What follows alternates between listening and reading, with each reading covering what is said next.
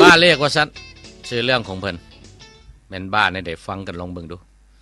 นางตูน้ำสมุทรบ่อยว่าฮอดมือเลขสิออกนี่แม่นหุ่นห่วยละซอกนั่นซอกนี่ละมื้อนึงผัดฟันเห็นนั่นมื้อนึงผัดฟันเห็นนี่มือได้มือดีก็เลยป้อมน้ำเลขบ่ได้ยักเถื่อก็เลยนางจมว่ะ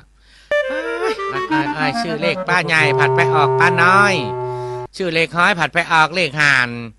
ชื่อเลขอาจารย์นั่นเป้าหมัก6ผัดไปออกเป้าหมัก7ชื่อเลขเด็ด789ผัดไปออกเลขเต่า567เอ้ยกูเบื่อเด้ชีวิตนี่นำบ่ทันนางจมอยู่แล้วทางผู้ผัวได้ยินเมียจมหลายก็ล้อขึ้นว่าเบ้าแบบเบ้าใส่ว่า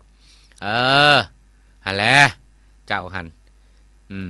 ขันเจ้าบ่มีเงินก็ขายหน้าหันเด้ไปชื่อหน้างวดหน้านี่ใกล้แล้วคอยเบิ่งหันใกล้แล้ว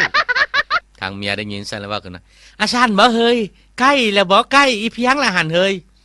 ใกล้สิถือวะเฮ้ยบ่มันข้างเคียงวะนี่ผัวเลยว่าขึ้นนะใกล้ละใกล้มึงสิถูกคันติ